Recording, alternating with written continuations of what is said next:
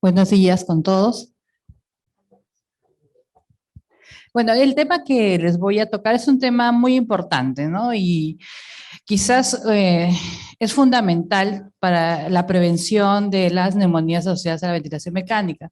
La técnica correcta de la aspiración está descrito en muchas publicaciones como pilar fundamental, uno de los pilares fundamentales para prevenir complicaciones en los pacientes. ¿Por qué? ¿No? ¿Por qué es importante la succión? Primeramente, todo paciente intubado ha sido bypaseada la vía aérea superior. Por lo tanto, muchos de los reflejos que nosotros tenemos ya no lo va a tener ese paciente, ¿no? Esté despierto o dormido. Por la fuerza de tos va a disminuir, ¿no? Como lo explicó hace un momento la licenciada Yanina, las secreciones van a cambiar, ya no van a ser las mismas que tiene un paciente con una vía aérea natural, ¿no? Y todo eso va a condicionar a que se acumulen las secreciones a nivel del árbol bronquial, ¿no? Y nosotros tenemos como como enfermeras resolver este problema, ¿no es cierto? Entonces, la aspiración de secreciones, ¿no? Dice, es una actividad de enfermería esencial. A nivel de nuestro país, la aspiración de secreciones es una actividad de enfermería. En otros países también la realizan los fisioterapeutas u otras personas que están a cargo de esta función, ¿no? Y es una técnica que se encuentra dentro de nuestra intervención de SNIC, ¿no? Si nos vamos a nuestro proceso de atención de enfermería, que es la base de nuestra acción, nosotros tenemos la aspiración de vías aéreas en el código 3160 como una actividad de enfermería. ¿Y cuáles serían los objetivos? ¿No? Nuestros objetivos dentro de nuestro proceso. Estado respiratorio, mantener prioridad de las vías aéreas o vías respiratorias y control de la aspiración. Serían esos dos los objetivos que nosotros tenemos que trabajar, ¿no es cierto? Dentro de para esta actividad. ¿Y en base a qué diagnóstico? Estamos yendo al revés, pero para que más o menos se van dando cuenta cómo se encaja o cómo concadena nuestro proceso dentro de nuestra actividad, que lo tenemos mentalmente. Y eso, como les decía hace un momento, tenemos que plasmarlo, ¿no? ¿Cuál es el proceso? ¿Cuál es el diagnóstico? Limpieza ineficaz de vías aéreas relacionado con la vía aérea artificial, ¿no es cierto? Lo que les decía hace un momento. La simple o la presencia de una vía artificial ya nos va a generar una poca limpieza y se manifiesta por ausencia o inefectividad de la tos o disminución de la fuerza de tos, ¿no? O secreciones densas. Ya ustedes, de acuerdo a la evaluación directa del paciente, van a poder cambiar esa manifestado. Entonces, esta técnica que ya hemos visto que es parte o tiene una base en nuestro marco teórico, ¿cómo debe ser realizada? Y para eso tenemos que basarnos en las guías de práctica clínica. ¿La tiene en el hospital? No la tenemos, está aprobada, ha sido consensuada, está basada en la evidencia.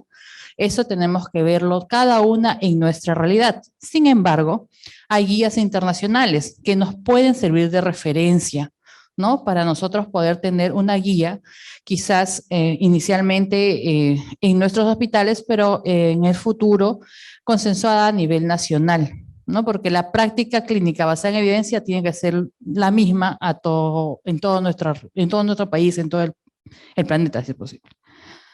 Entonces, algunos de estos ítems que les voy a presentar lo he basado en este estudio del 2022 publicado en el Respiratory Care en el 2022, ¿no? Que es succión de vías aéreas artificiales, dado por la Asociación Americana de Anestesia, ¿ya? Entonces, la primera pregunta que tenemos que hacernos es, ¿cuándo debemos aspirar? ¿No? Ya eso de aspiración cada 2 horas o cada 4 horas, creo que todos lo tenemos claro que no se debe hacer, sino que hay nociones específicas que nos tienen que decir el momento preciso en que vamos a aspirar secreciones, ¿no? ¿Con qué objetivo? Ya hemos visto, permeabilizar el árbol traqueal y también debemos considerar todas las posibles complicaciones y contraindicaciones de ese paciente que estamos nosotros tratando en ese momento, ¿no? Entonces, ¿qué nos dice la evidencia? Que, por cierto, en todas las guías que se revisan, las evidencias, ninguna tiene nivel de evidencia A. Generalmente son de nivel de evidencia B, de consensos. ¿Por qué? Porque no hay estudios, ¿no?, que nos den esa fiabilidad, sino más que todo es por experiencia de los expertos y por algunos estudios que se han podido realizar y comprobar que estas recomendaciones son efectivas, ¿no?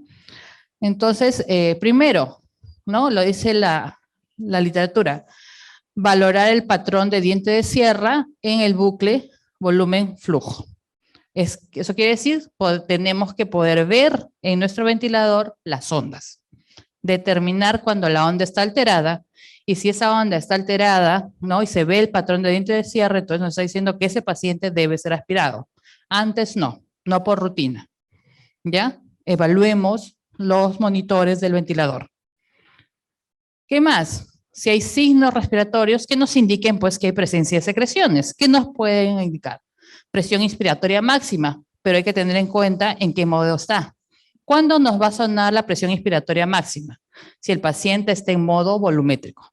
Pero si está en modo de presión, ¿qué vamos a buscar? Nunca nos va a sonar la presión inspiratoria máxima. Lo que nos va a alertar es el volumen tidal bajo. Entonces, programar las alarmas del ventilador, que lo vamos a ver después, también es sumamente importante, ¿no?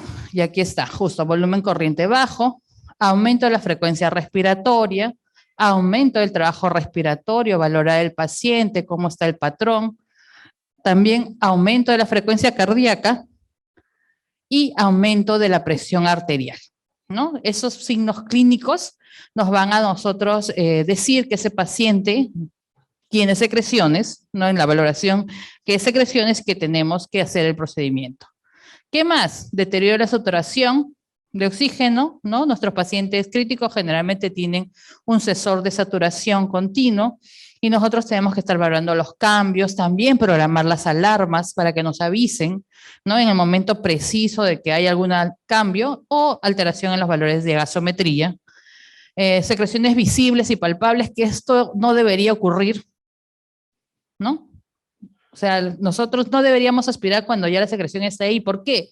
Porque ya es una urgencia y cuando es un procedimiento de urgencia generalmente hay errores o más errores. Entonces tenemos que aspirar antes de que tengamos las secreciones tan visibles. ¿Por qué? Porque como vamos a ver más adelante, la correcta técnica es que primero aspires boca. Si tú ya tienes la secreción en el tubo, ya no te va a dar tiempo de aspirar boca porque el paciente va a estar pues en una sincronía con el ventilador que quizás esté alterando todas sus manifestaciones clínicas. Entonces hay que evitar. Sin embargo, también está descrito, ¿no?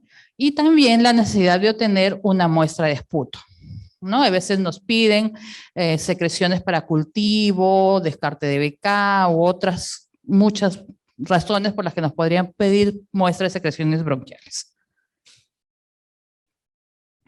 Entonces acá les puse en la gráfica, ¿no?, cómo más o menos ustedes podrían ver en el ventilador el patrón de diente de sierra, ¿no?, que allá les estaría alertando de la necesidad imperante, ¿no?, de aspirar secreciones antes de que lleguemos pues a ver las secreciones por el tubo, ¿no? Entonces, en las ondas tanto de presión y volumen, ¿no?, y en el bucle volumen flujo, esto nos va a indicar a secreciones o también, como lo decía hace un momento, le decía Yanina, ¿cómo se llama? Si tenemos humidificación activa, puede ser que está condensado en la tubuladura. Entonces ya sería cuestión de evaluar en ese momento el paciente qué es lo que está pasando, que nos está dando estas imágenes, ¿no es cierto? Esto puede ocurrir tanto en la inspiración como la expiración, ¿no? Y acá tenemos otra muestra, pero ya no solamente se ve el patrón de diente de sierra, sino que también no hay una llegada hacia la línea base o hay una prolongación en el tiempo expiratorio, lo que nos va a evidenciar atrapamiento de aire más acumulación de presión, ¿no? Y acá abajo también, si se dan cuenta, ¿no? No hay una onda continua, ¿no? La expiración es mucho más prolongada y posiblemente va a comenzar el siguiente flujo respiratorio o la siguiente inspiración antes que termine la expiración y eso nos va a generar adicionalmente a todo atrapamiento de aire, ¿no? ¿Cuáles son los riesgos? Porque inicialmente habíamos hablado de que teníamos que ver los riesgos y complicaciones que podrían haber en el procedimiento, ¿no es cierto? Entonces, ¿cuáles son los riesgos? Hay riesgos a nivel respiratorio, hemodinámico, neurológico, hematológico y también en cuanto a prevención de infecciones, ¿no es cierto? Acá está descrito, por ejemplo, en respiratorios puede haber disminución de la compliance, puede haber atelectasias, hipoxemia, en la parte hemodinamia, hipertensión o hipotensión e incluso presencia de arritmias, ¿no? Hay algunos estudios que describen también inclusive paros cardiorrespiratorios durante el procedimiento de aspiración de secreciones, cambios en el flujo cerebral, incremento de la PIC, tener muy presente sobre todo en los pacientes neurocríticos, ¿no? A nivel hematológico, si bien no hay riesgo de complicaciones, puede haber pacientes que tengan riesgo, si es que son pacientes con alguna coagulopatía, que tengan plaquetopenia, que tengan alteración del INR, entonces esos pacientes podrían sangrar y como vimos en una diapositiva que presentó la ponente anterior, ¿no? Tendríamos un sangrado bronquial, ¿no? Y a nivel de infecciones, también de acuerdo a la técnica, podríamos aumentar la colonización propia que se da en el tubo orotraqueal y sobre todo tener consideración en los pacientes que están inmunocomprometidos, ¿no?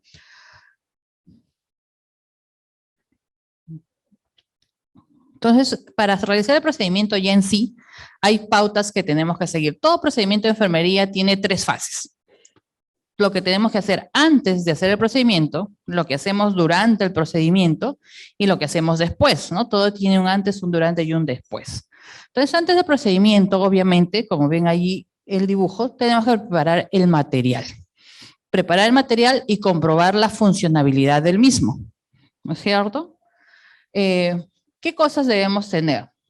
Nuestro aparato de succión que esté operativo, ¿no? Que esté funcionando adecuadamente. Si lo tenemos en la UCI, generalmente son empotrados, ¿no? Que esté funcionando, porque a veces también, al menos en la realidad de mi hospital, hay veces se va el vacío y nos quedamos sin poder no hacer una succión efectiva y tenemos que buscar los portátiles que tenemos en reserva, ¿no? Y una de las cosas que hay que siempre valorar, al menos en mi realidad, es que esos portátiles estén operativos también, porque ante la falla del sistema empotrado nosotros vamos a ir rápidamente a buscar el portátil, pero si no se ha hecho el mantenimiento continuo o la revisión constante, podemos llegar al momento y tampoco es que esté operativo. Entonces, dependiendo de su realidad, ¿no? Porque las realidades son diferentes, ustedes tendrían que valorar o ver cuál va a ser la mejor forma de mantener todos estos equipos operativos.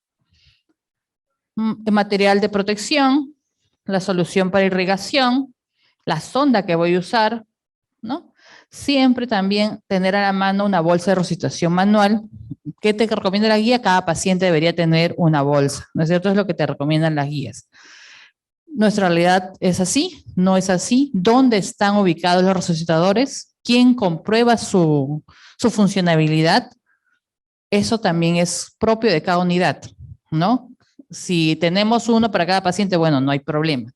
Pero si esa no es nuestra realidad, todos tienen que saber dónde está ubicado, si están operativos, ¿no? ¿Qué más?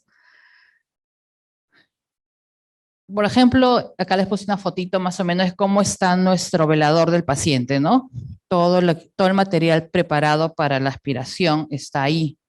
Nosotros usamos cloruros, hay veces agua destilada, dependiendo de lo que tenga la institución, y esterilizamos frascos de vidrio, ¿no? En otras realidades usan los frascos de urocultivo estériles.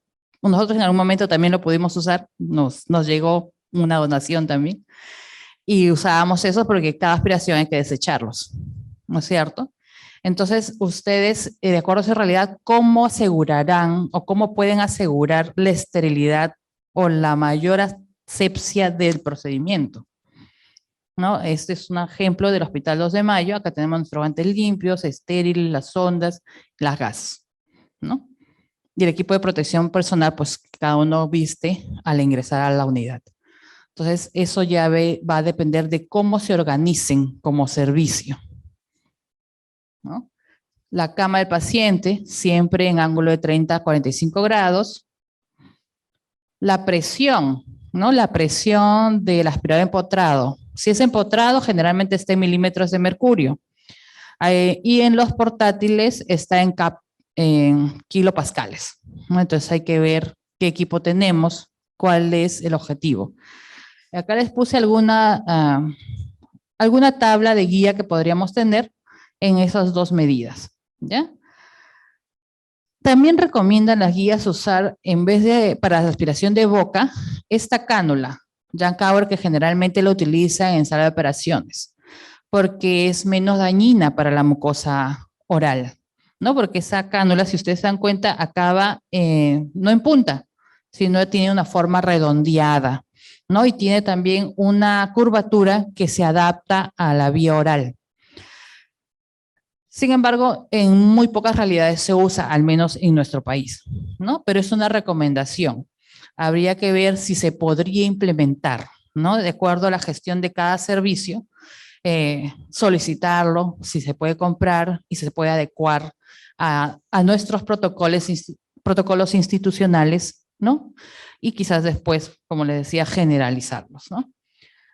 Y también usamos, pues, todo descartable, ¿no? Ya nadie debería usar, ni siquiera en las salas de medicina, los frascos de vidrio, ¿no? Que significa el vaciado y lavado de estos mismos, porque es un aumento de contaminación, un riesgo para el trabajador, porque también tenemos que hablar de seguridad del trabajador dentro de las instituciones. Entonces, todo sería descartable. ¿Qué nos recomiendan? Ya también cuando preparemos. Primeramente tenemos que saber qué tubo tiene nuestro paciente. 8, 9, 8,5, 7,5, 7. ¿Por qué? Porque la sonda de succión no debe ocluir menos del 70% de la luz en lactantes y en adultos y pediátricos menos del 50%, ¿no? También tiene un grado de recomendación C. Acá nos habla también dentro de las recomendaciones de no usar una técnica, de succión poco profunda para evitar los eventos adversos que hemos descrito previamente, porque pueden causar trauma e estimular la carina y provocar el reflejo de tos y también el reflejo nauseoso. Por lo tanto, el catéter solo debe insertarse hasta que salga el lumen del tubo, ¿no es cierto? También nos dicen que la succión profunda, es decir, poner toda la sonda en el tubo, solamente se debe usar si la succión superficial no es efectiva, porque aumenta los riesgos del paciente, ¿no? Y la presión máxima, según este artículo, es la guía que les había mencionado, dice que en adultos debe limitarse a menos de 200, ¿no? Y en niños a menos de 120, limitarse. Si bien hay un cuadro que nos dice de 80, 120, máximo hasta 150, ellos en los diferentes estudios que revisan en metaanálisis para hacer esta guía, encontraron algunos estudios que habían aplicado mayores presiones, pero que no habían causado tantos daños o habían estado dentro de la media de los daños o de los eventos adversos en el paciente. Por eso es que ellos recomiendan estos valores, ¿no? Pero con grado de evidencia C, ¿no? No es tampoco un grado de evidencia alto. Y acá más o menos les quería mostrar esta gráfica de lo que significaría hacer una aspiración poco profunda, ¿no? Si se dan cuenta, si es una técnica abierta en este caso, el tubo o la sonda, para que llegue hasta el final del tubo, tiene que haber por lo menos unos 3 a 4 centímetros por fuera. Eso sería una aspiración correcta, ¿no? Poco profunda. Sin embargo, en la práctica a veces vemos ¿no? Que nosotros metemos o introducimos toda la sonda hasta acá. Eso quiere decir que va a pasar por debajo, ¿no? Del tubo. Y si nosotros tenemos en cuenta que el tubo generalmente está colocado de 2 a 3 centímetros sobre la carina, quiere decir que esta sonda pasa la carina y entra al bronquio, ¿no? Con esa presión, y a veces no regulamos o nuestros manómetros están mal, no sabemos qué presión estamos aspirando, y hacemos un daño a nivel de la mucosa bronquial y lo que vemos es sangre. Decimos, está sangrando, pero hay veces no es que el paciente esté sangrando, sino que hemos provocado ese sangrado. Es decir, que nuestro cuidado no ha sido el más adecuado, ¿no? Por eso es que hay que tener, quizás sean cosas que dicen, pero sí lo hacemos, pero quizás reforzar, ¿no? En algún punto tenemos que modificar quizás en nuestra práctica diaria, hacer algunos cambios y evitar daños, porque ahorita nosotros tenemos que trabajar en evitar daños al paciente. ¿Qué más? En el procedimiento. Siempre toda la medida de asepsia, antisepsia y protección para el trabajador, ¿no? Creo que con la pandemia hemos aprendido a protegernos mejor, también como personal de salud que ha estado directamente expuesto, ¿no? Al virus. Y lo que les había mencionado, ¿no? Primero, hay que aspirar boca, ¿no es cierto? Siempre. Primero aspirar boca, de preferencia con la cánula Yankauer, si no con la sonda de aspiración, como normalmente lo hemos hecho. ¿Por qué? Porque aspiración, pero con una mala higiene bronquial, es neumonía. ¿No? Esa es una de esa suma es real. No hay otra forma de decirlo. Entonces, ¿qué nos recomienda la guía en relación al proceso, ¿no? Al procedimiento? Que el procedimiento total de succión, es decir, desde que ingresas hasta que retiras el catéter, no debe durar más de 15 segundos, con presión negativa continua, ¿no? El uso rutinario de solución salina instilada es innecesario. Eso tiene mayor evidencia. Es decir, no una práctica que antes se hacía, agarrábamos una jeringuita con cloruro y lo pasábamos por el tubo y luego aspirábamos. No. ¿Por qué? Porque aumentas el riesgo de infección y de daño al paciente. ¿Ya? El sistema de succión cerrado o el abierto pueden ser utilizados de forma segura y eficaz en eliminar las agresiones del tubo, ¿no? Tiene un grado de evidencia B. ¿Por qué este estudio se basó mucho en la técnica a 4 manos? O sea, la aspiración abierta, pero con técnica de 4 manos, es decir, 2 operadores, 2 personas, no una, para mantener la esterilidad del procedimiento. Y el procedimiento debe ser estéril para todos los eventos de succión abierta, ¿no? Entonces, ¿cuál sería el detalle con usar nosotros succión abierta? Lo mencionó también hace un momento la colega, la dotación de personal. Nosotros en nuestras unidades tenemos una mala dotación de personal. Muy pocos establecimientos cumplen la dotación 2:1, ¿no? Generalmente tenemos 3:1 hasta 4:1 en la relación enfermero-paciente.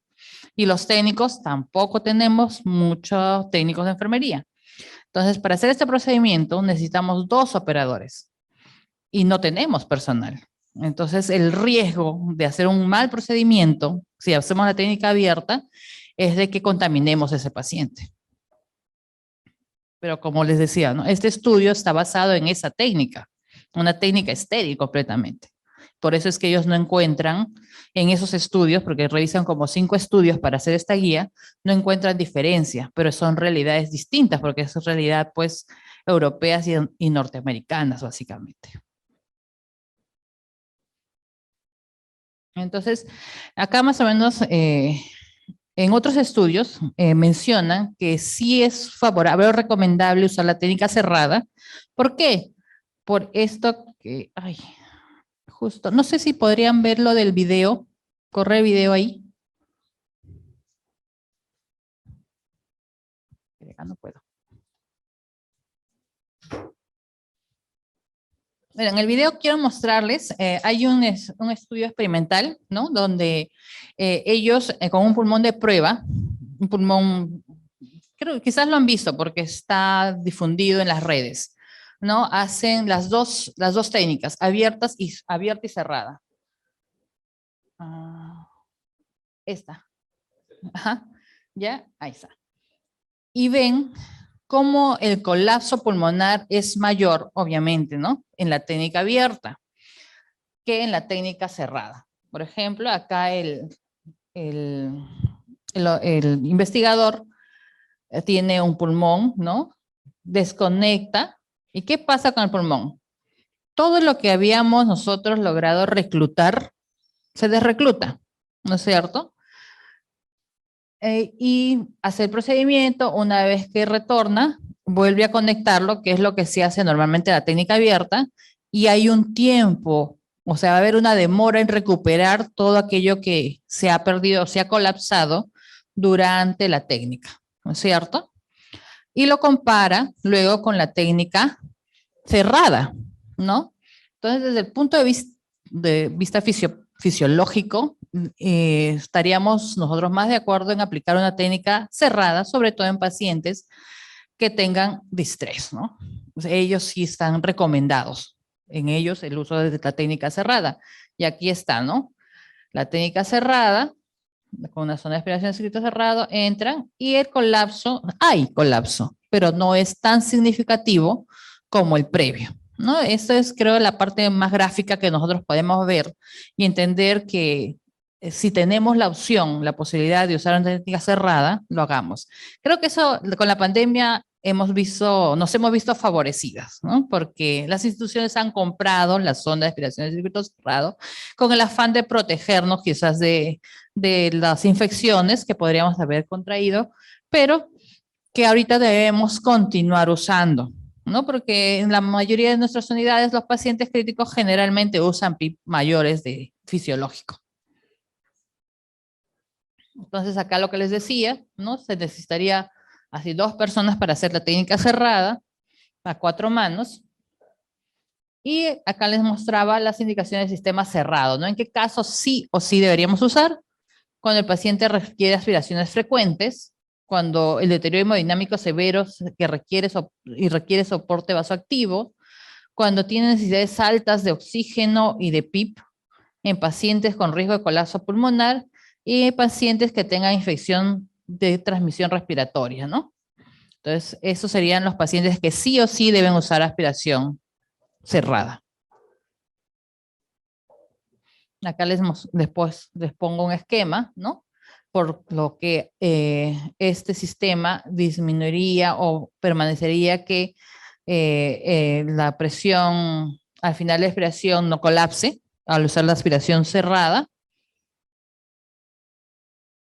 El procedimiento en sí, ¿no? Lo puse en gráfico, pero es lo que hemos estado revisando. Tendremos diferentes sondas. Esta sonda, por ejemplo, tiene un puerto, una válvula que se cierra y se abre, y esa válvula incluso disminuye más esa pérdida que hemos visto en el ejemplo, disminuye más esa pérdida de volumen. ¿Por qué?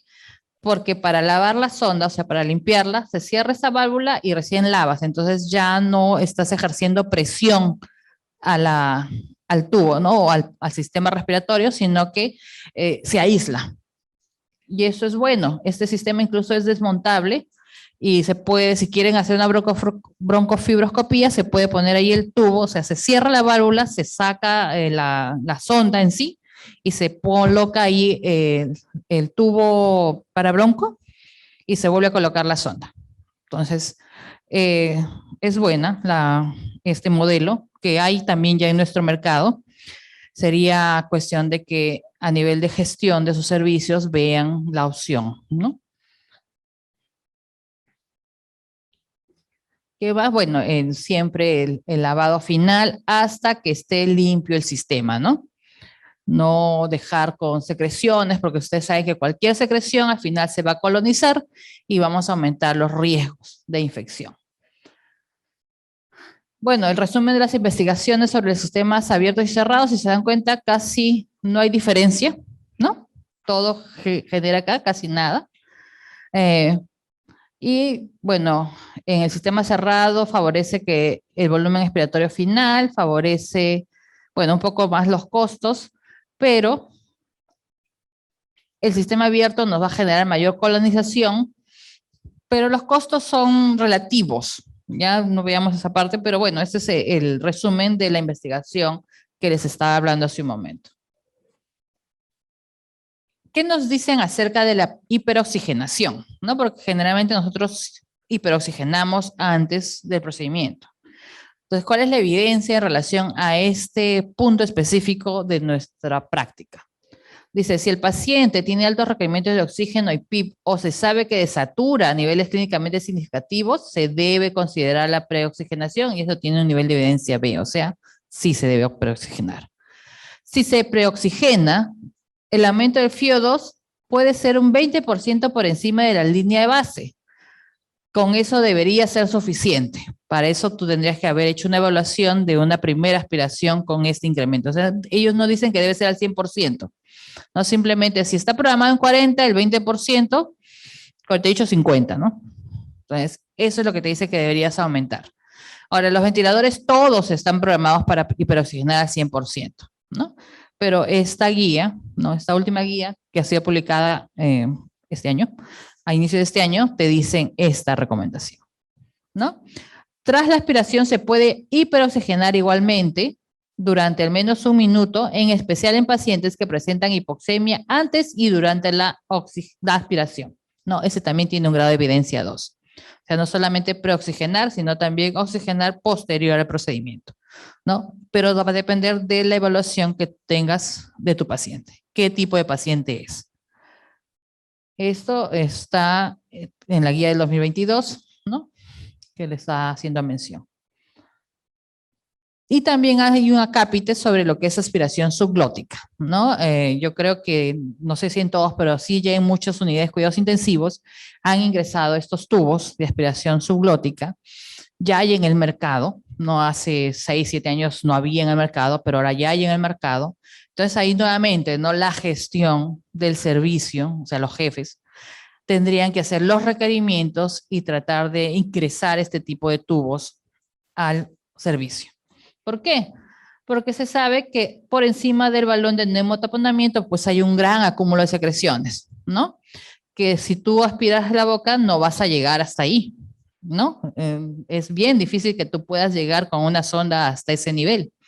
Por lo tanto, el hecho de que por ejemplo, este tubo tenga un lumen adicional que justamente termina por sobre el balón y aspirar a ese nivel va a limpiar esta zona que está completamente llena, ¿no? De secreciones orotraqueales. ¿Y qué dice? Se deben usar estos tubos si los pacientes van a ser ventilados por más de 72 horas, o sea, casi todos nuestros pacientes en cuidados críticos, que tienen un grado de evidencia B.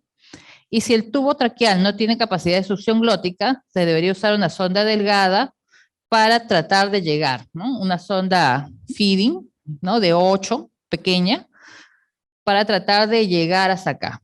Tratar. No sabemos si realmente lo vamos a lograr, pero podemos tratar. Si es que no tenemos el tubo, en la práctica te recomiendan eso. Eso por consenso, ¿no? De expertos. Para eso tendríamos que también tener como petitorio en nuestros servicios ese tubo, esas sondas pequeñas, ¿no? Porque con las sondas que tenemos normalmente no vamos a llegar.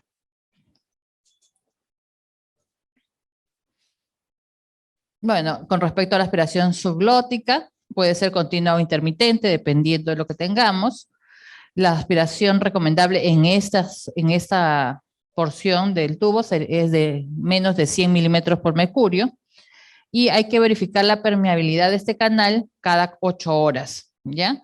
Si no está permeable, se recomienda inyectar 2 mililitros de aire por el canal previamente habiendo comprobado que el balón esté bien insuflado, ¿no? Siempre todo previamente, incluso previamente a la aspiración, deberíamos tener la medida correcta de la insuflación del balón, del neumotaponamiento.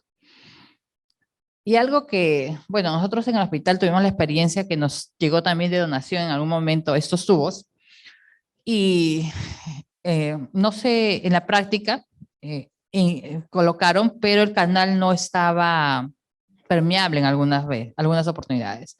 ¿Qué recomiendan? Recomiendan que antes, así como nosotros probamos el CAF, ¿no?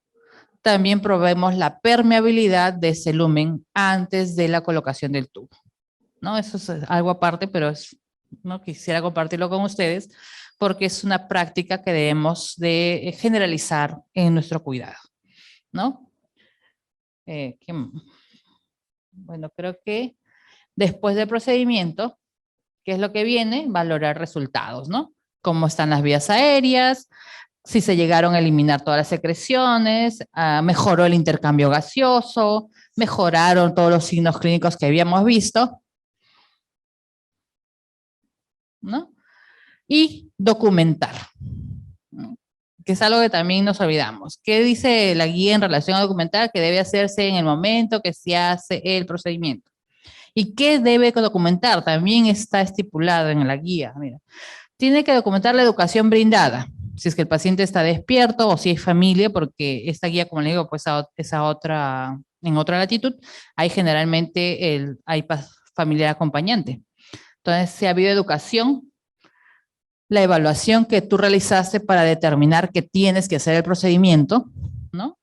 La indicación clínica de succión, si la succión es por tubo o por traqueostomía, qué tipo de método de oxigenación estás usando, luego el volumen, color, consistencia de las secreciones obtenidas, si hubo alguna dificultad durante la inserción del catéter, también debe registrarse, si hubo tolerancia del paciente al procedimiento, los signos vitales, incluida la saturación antes, durante y después de la succión, presiones del ventilador antes y después de la succión, el ritmo cardíaco también, o la frecuencia cardíaca antes y durante y después de la succión, y cualquier evento inesperado o las intervenciones realizadas para corregir ese evento, ¿no? Eso es lo que te dicen las guías que debemos documentar. ¿Y qué valoramos? No, entonces evalúa antes, durante y después. Pero ¿qué vamos a evaluar? ¿Qué es lo que tenemos que nosotros monitorizar? ¿No? Como ya sabemos todos los efectos que podríamos tener, entonces nosotros podemos evaluar antes de la succión, sonido respiratorio, saturación, frecuencia respiratoria, el patrón, el color de esputo, que nos han reportado posiblemente antes, ¿no? La gasometría, cómo está el patrón de diente de cierre, el volumen tidal, la presión pico, la compliance, la frecuencia cardíaca y el ritmo. Durante la succión, generalmente todos los valores respiratorios y hemodinámicos, que es lo que vamos a ver, por eso también se recomienda que cuando tú vas a aspirar, tienes que estar de cara al monitor, porque no vas a poder mirar así, ¿no es cierto? Entonces tenemos que aspirar de tal manera que nosotros tenemos que ver el monitor, donde nos vamos a dar cuenta de los cambios que pueden haber. Porque si estamos de espalda al monitor, no nos vamos a dar cuenta, ¿no es cierto? Y los resultados, pues, es lograr la mejoría en todo nivel. Y en relación al LAGA, se sugiere que no se tome una gasometría inmediatamente después de la aspiración, sino por lo menos 20 minutos después, ¿no? Si no, los valores van a salir igualmente alterados. Acá les estoy presentando un esquema, ¿no? Primera aspiración de secreciones, valoramos la necesidad de aspirar, todo lo que es las medidas de bioseguridad, elección del sistema que vamos a usar, preparar material, la técnica en sí, evaluación de la efectividad y el registro. Ese sería el proceso completo de la técnica de aspiración de secreciones. Otras recomendaciones que dice también a este nivel la guía de la práctica estándar de aspiración, de clínica de aspiración del 2019, que las sondas de aspiración de circuito cerrado pueden cambiarse según las instrucciones del fabricante, ¿no? Generalmente el fabricante te dice cada 24 horas, otros cada 48, y hay sondas que también dicen que pueden durar 72 horas. Entonces tenemos que evaluar el cambio de acuerdo a lo que dice el fabricante, ¿no? Cambiar las tubuladuras del aspirador y las bolsas cada 24 horas, eso lo dicen para disminuir los eventos adversos de infecciones, ¿no? Por eso es que se recomienda ¿no? Que se cambien. Generalmente ustedes no sé qué bolsas usan, la de 3 litros, la de litro y medio. No, esas dos son bolsas para UCI.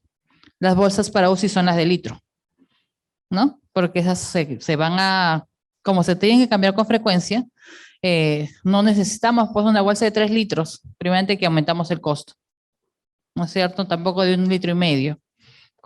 Con tener una bolsa de 1 litro es suficiente. Entonces, eso también ya un poco hacia la gestión, ¿no?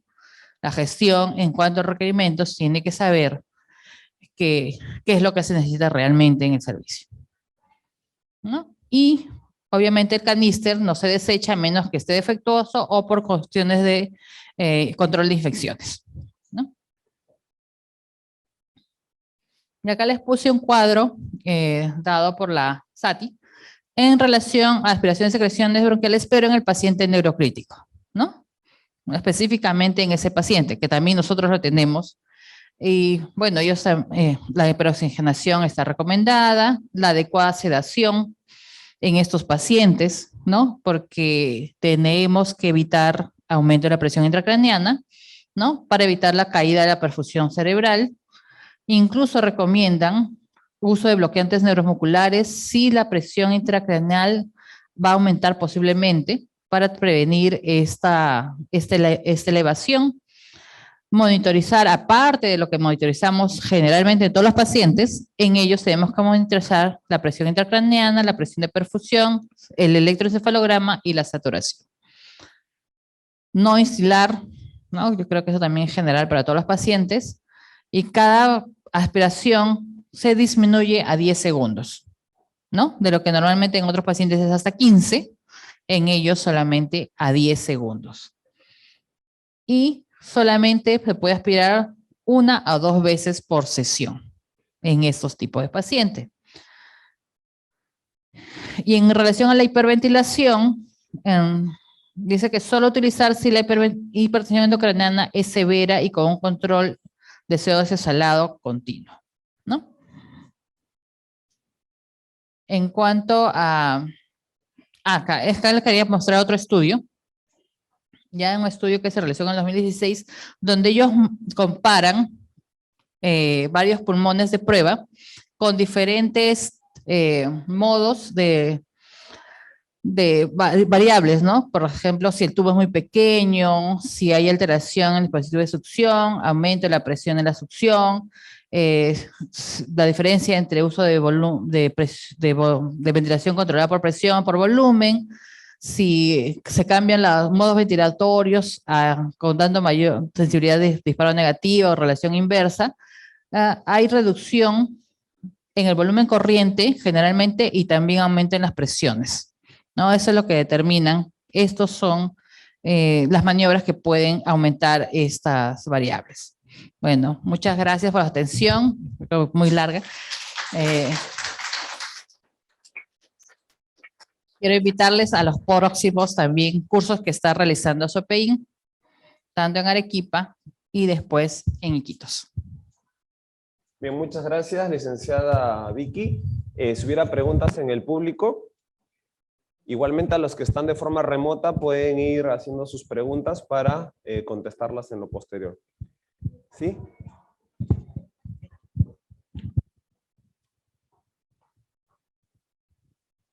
Buenos días, licenciada. En realidad lo que quería era saber si es que se debe usar cloruro o agua destilada o es independiente el uso para la aspiración, ya sea cerrada o abierta. Es independiente. Se recomienda el agua destilada porque tiene menos solutos que podrían quedar atrapados en los sistemas, ¿no es cierto? La solución salina pues tiene sales dentro de sus componentes, en cambio el agua destilada no tiene sales. Nosotros lo usamos independientemente, más que todo por lo que tenemos disponible en el servicio. Pero si tenemos agua destilada, se debería usar esa, aparte que es menos costosa también. Y lo de preferencia, algo que no puse ahí, es de que el frasco, ¿no?, que quede en el ambiente debería estar tapado. Tenemos que ver la forma, ¿no?, de tapar, porque muchas veces lo cortan y se queda abierto el ambiente y nosotros tenemos colonizado nuestro ambiente. Por más desinfección que se haga, sabemos que tenemos colonización en el ambiente. Por ejemplo, hay frascos de agua destilada y cloruro que vienen con tapas de Hebe, ¿no? Lo que hacemos cuando entran esos productos, nosotros cortamos la tapa de metal y usamos pues con tapón, esa es la más segura. Y si no, en el caso de las que tienen tapa de Hebe, pero que no son de metal y se tienen, colocamos una jeringa de 1 centímetro con todo y el capuchón y solamente se abre y se cierra, ¿no? Para vaciar. Esas serían algunas recomendaciones adicionales. ¿Alguna otra pregunta en el público?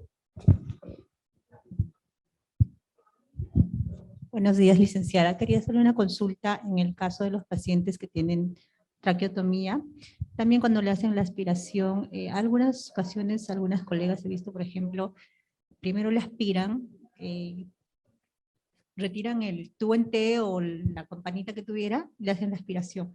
Después de hacer la primera aspiración, a veces la segunda aspiración ingresan y sacan la cánula interna. No sé si estaría bien eso o se podría contaminar más. No sé si en su experiencia de usted, ¿cómo sería la ideal? La guía se recomienda, porque también hay guías sobre aspiraciones, secreciones en traqueostomía, es que se haga con la cánula interna no fenestrada. Porque cuando si el paciente ya está incluso en proceso de decanulación, a veces lo que hacemos es colocarle la cánula fenestrada, ¿no es cierto? Pero si tú aspiras con la cánula fenestrada, en el momento que pasa la sonda, tú chocas con la membrana traqueal. Y eso es lastimarlo, ¿no? Hacer un daño. Entonces, la aspiración es con la cánula interna, no es sin la cánula interna, porque si no, estás completamente tocando la mucosa. Muchas gracias. ¿Sí? Buenos días, licenciada. Felicitarle por su ponencia. Y mi pregunta, mi consulta es, dentro de de cada ciclo de aspiración, ¿cuánto tengo que esperar o cuánto es la espera mínima para hacer el segundo ciclo de aspiración? Porque depende, ¿no?, del requerimiento del paciente, ¿no? Ya, lo que te dice las guías, y eso no sé si lo escribí, pero no lo mencioné, es 1 minuto como mínimo entre aspiradas. Durante el mismo procedimiento puedes hacer 2 a 3 ciclos, pero con un mínimo de 1 minuto. Pero va a depender de tu valoración, ¿no? Cuánto has recuperado la hemodinamia o la estabilidad de la saturación en el paciente en ese momento. Magíster, tenemos otra consulta también de botón de chat. Xiomara Ramos, licenciado Erin. Sí, correcto. Xiomara Ramos nos pregunta, dice, para la preoxigenación y postoxigenación, ¿debe ser el mismo porcentaje? Es decir, el 100%, ¿no? Entiendo así la pregunta. Claro, si nosotros vamos a usar el botón de preoxigenación del ventilador, va a ser al 100%, ¿no es cierto? Porque todos los botones están programados para ese porcentaje. Ahora, lo que dice la práctica o la guía práctica que les he presentado, te dice que solamente el 20% del basal, del requerimiento que tiene el paciente. Entonces, si aplicas eso, tendría que ser tanto para la preoxigenación como para la oxigenación posterior a la aspiración. Muchas gracias. Tenemos una siguiente pregunta del licenciado William Gómez, licenciado Erin. Sí, William nos pregunta, ¿cuál es la presión ideal del neumotaponamiento?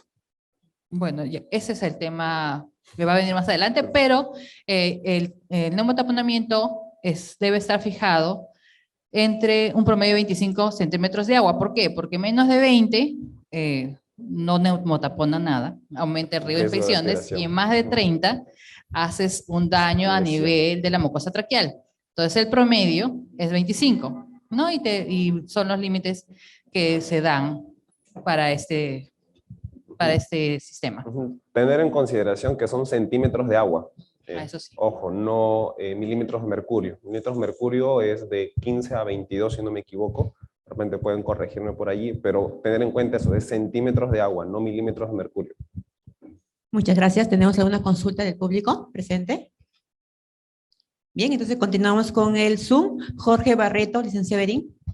Bien, nos pregunta Jorge Barreto, ¿cuál es el nivel de presión segura para el CAF? Creo que es lo que acaban de contestar. ¿Y qué volumen de aire se debe ingresar al CAF? No podemos dar un valor de volumen de aire. Lo que nosotros tenemos que hacer es medir el CAF.